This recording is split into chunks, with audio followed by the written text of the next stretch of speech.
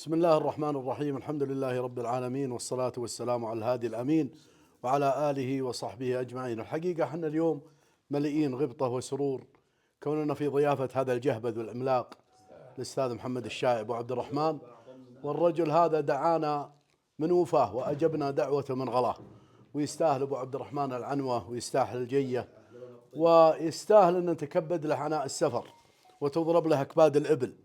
أبو عبد الرحمن من الرجال الطيبين، من الرجال اللي عرفناهم بالكرم وحسن الخلق والخلق الرفيع. نسأل الله عز وجل أن يوفقنا وإياه. ويقول: أنتم أسعدتوني اليوم، وحنا نقول إن كنا أسعدناك قيراطا فقد أسعدتنا 10 قراريط.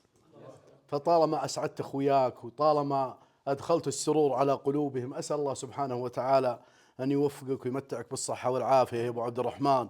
وأنا الحقيقة أتكلم والله بلسان الجميع. أبو مشبب جاي من الجنوب، والإخوان كلهم جايين، هذا والله جاي من الشمال اللي هو خالد النومسي أبو نايف، وأخونا مصلط من بجاد جاي من حفر الباطن. ولولا غلاك ومحبتك التي في قلوب الناس لما تكبدوا عناء السفر وحضروا إليك، ولكنك أنت من فرضت هذه المحبة في قلوبنا جميعا. أسأل الله أن يبارك لك وأن يزيدك محبة وأن يزيدك قبولا، إنه على كل شيء قدير. أكرر شكرا لك على كريم هذه الدعوة، شكرا للإخوان الذين أجابوا هذه الدعوة.